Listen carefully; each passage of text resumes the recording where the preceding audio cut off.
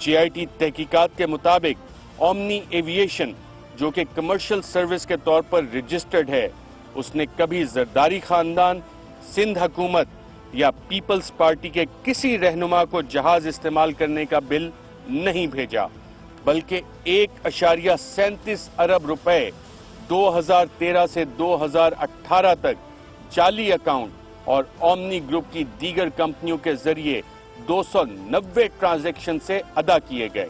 GIT के मुताबिक 218 flights में से 60 जरदारी साहब के खानदान की थीं, 50 वजीर आला सिंध और हुकूमत सिंध के मेंबरान की, 46 अनवर मजीद के खानदान की, जबकि 25 दीगर लोगों की फ्लाइट्स थीं।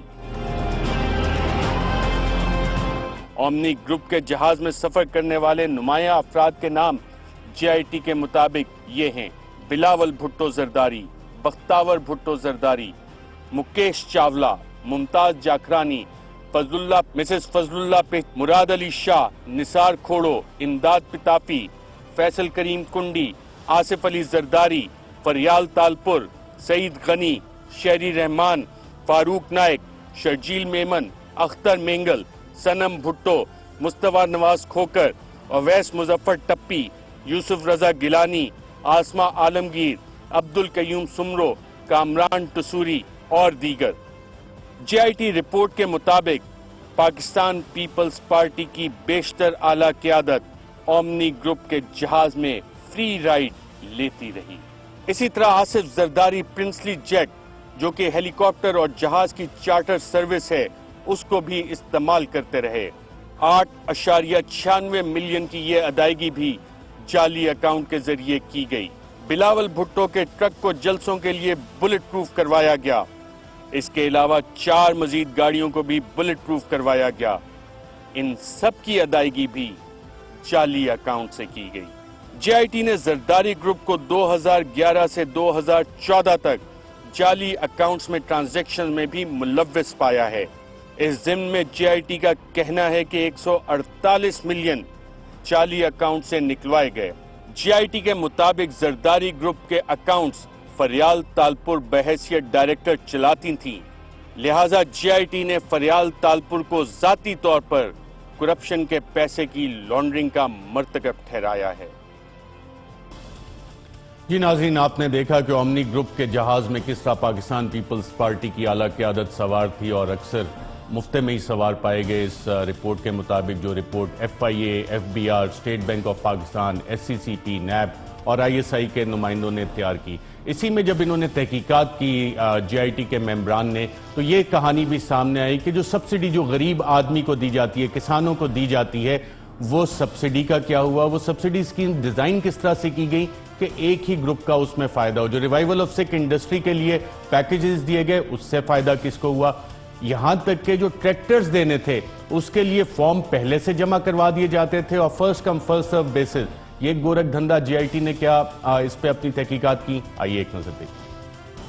GIT ने अपनी तहकीकाती रिपोर्ट में साबिक वजीर खजाना सिंध और मौजूदा वजीर आला सिंध सैयद मुराद अली शाह के किरदार पर भी सवालात उठाए हैं।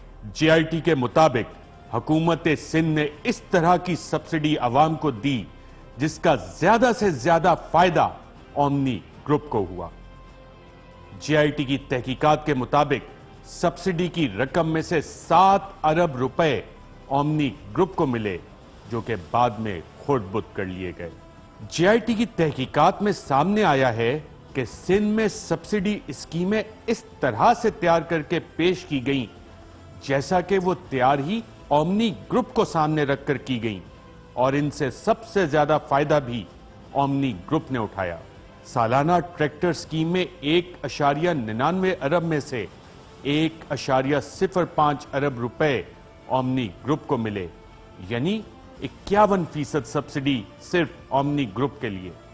गन्ना उगाने वालों को सब्सिडी की मद में 3.89 अरब में से 0.4 अरब यानी 22% ओमनी ग्रुप को मिला। नए पावर प्लांट की सब्सिडी की मद में 2.31 अरब रुपए में से 1.98 अरब यानी 68% ओमनी ग्रुप को मिले। بیمار انڈسٹریل یونٹ کی بحالی کے لیے 3.80 ارب روپے میں سے 3.72 ارب روپے یعنی 97% اومنی گروپ نے حاصل کیے۔ 1 جون 2015 کو سندھ حکومت نے جو 3.89 ارب روپے شوگر ملوں کو گنا پیدا کرنے والوں کی ادائیگی کے لیے دیا، اس میں سے 63.7 ملین لارج شوگر ملز اور 138.7 ملین روپے ٹنڈو الا یارڈ شوگر ملز کو دیے گئے۔ یہ دونوں اومنی گروپ کی شوگر ملیں ہیں۔ غریب کسانوں کے لیے دی گئی سبسڈی میں سے 42.3 ملین روپے اور 27.6 ملین روپے ان دونوں شوگر ملوں نے مختلف یعنی جعلی ایگرو فارمز کے نام استعمال کر کے غبن کی۔ آخر میں یہ رقم سجاول ایگرو فارم کے اکاؤنٹ میں جمع کروائی گئی۔ یہ بھی اومنی گروپ کی ایک فرنٹ کمپنی تھی جس کے مالکان داؤدی مارکس اور عرفان علی نامی اشخاص اومنی گروپ کے ہی ملازمین تھے۔ غریب کسانوں کی اس رقم میں 70 ملین روپے کی خورد برد اومنی گروپ نے متعلقہ بینکوں کے ساتھ مل کر کی اور جے آئی ٹی نے اس خورد برد کا سراغ لگایا ہے۔ جب جے آئی ٹی نے جعلی بینک اکاؤنٹس کی تحقیقات شروع کی تو اقبال میٹلز نامی جعلی کمپنی بھی جے آئی ٹی کے سامنے آئی۔ تحقیقات پر معلوم ہوا کہ اس کمپنی کے نام پر جو جعلی اکاؤنٹ بنایا گیا تھا اس کا لین دین اورینٹ آٹومیٹو انڈسٹری سے ہوتا رہا ہے۔ اورینٹ اومنی گروپ کے ٹریکٹر بنانے والی کمپنی ہے۔ اس بات کے سامنے آنے پر جے آئی ٹی نے اومنی گروپ اور ٹریکٹر سبسڈی کی تحقیقات کا فیصلہ کیا اور پھر چونکا دینے والے انکشافات ہوئے۔ حکومت سندھ نے 2013 سے 2016 تک سالانہ ٹریکٹر سبسڈی اسکیم کو غریب کسانوں کے لیے چلایا۔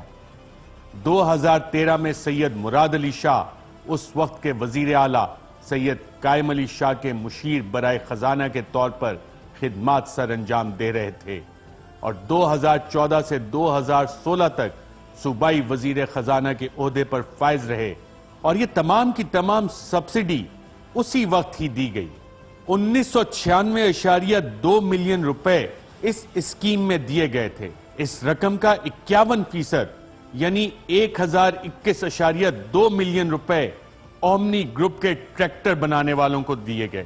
جے آئی ٹی کے مطابق یہ سب پہلے آئیے پہلے پائیے کی ایک ایسی اسکیم کے تحت کیا گیا جس میں تمام ساز باز پہلے ہی کی جا چکی تھی اور اس سب کام کے لیے تارا چند، سرور بھٹی اور الطاف چاچر کی ٹریکٹر ڈیلرشپوں کو استعمال کیا گیا۔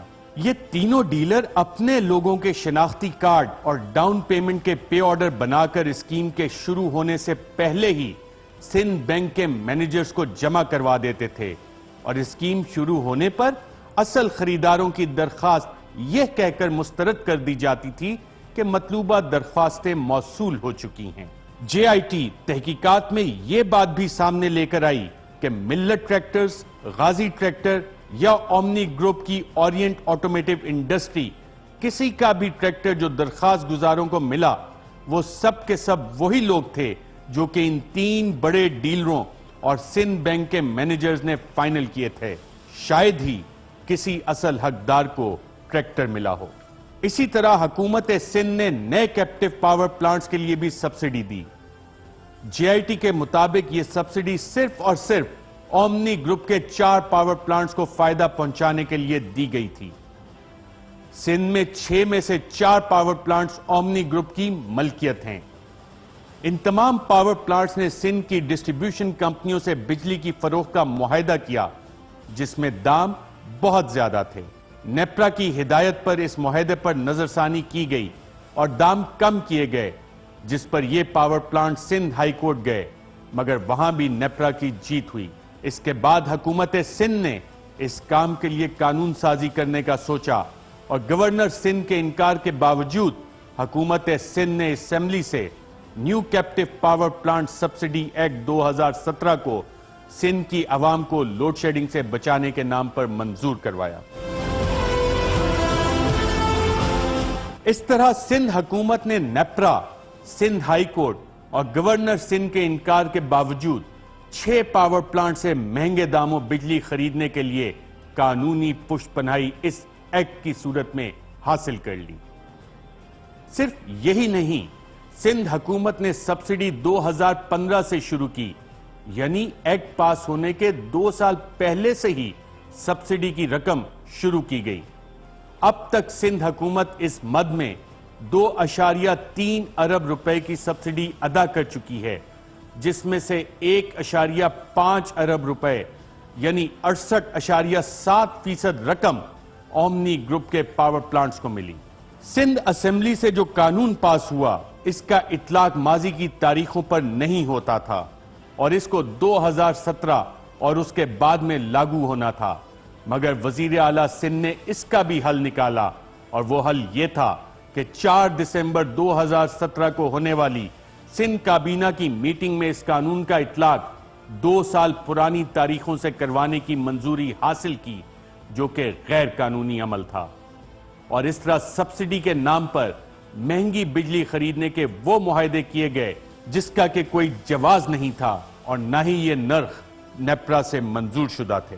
جے آئی ٹی نے اس بات کا بھی کھوج لگایا کہ بیمار انڈسٹریل یونٹس کی بحالی کے لیے سندھ حکومت کی دی گئی سبسڈی میں سے 1.04 ارب روپے بھی جعلی اکاؤنٹس میں ڈالے گئے۔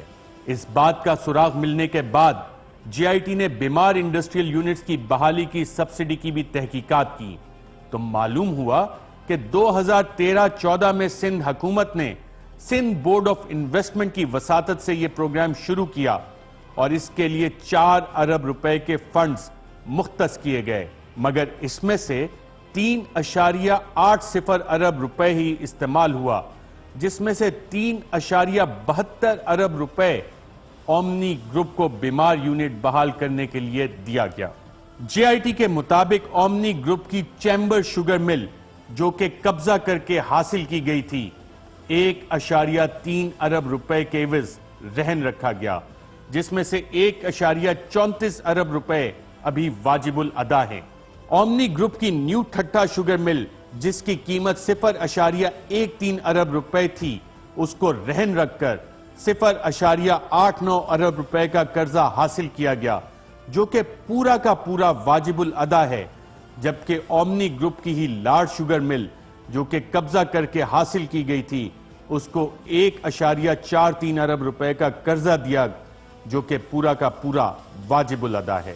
قرض حاصل کرنے والا اس رقم سے بیمار انڈسٹری کو بحال کرنے کا پابند تھا، مگر جب جے آئی ٹی نے نیو ٹھٹا شوگر مل کا کھوج لگایا تو معلوم ہوا کہ جو رقم اس مل کی بحالی کے لیے دی گئی تھی، اس کو اومنی گروپ کی دیگر شوگر ملوں کی ادائیگی کے لیے استعمال کر لیا گیا، اور مزید یہ کہ اس شوگر مل کو 2017 میں بند کر دیا گیا، اور بینکس نے اس کو نان پرفارمنگ لون قرار دے دیا ہوا ہے۔ سندھ آباد بورڈ کے صدر عبد المجید نظامی نے جے آئی ٹی کو بتایا کہ گنے کے کاشتکاروں کی ادائیگی نہ ہونے کی کل 148 شکایات ہیں، جس میں سے 103 اومنی گروپ کی ہیں، جس کی کل رقم 146.77 ملین روپے بنتی ہے۔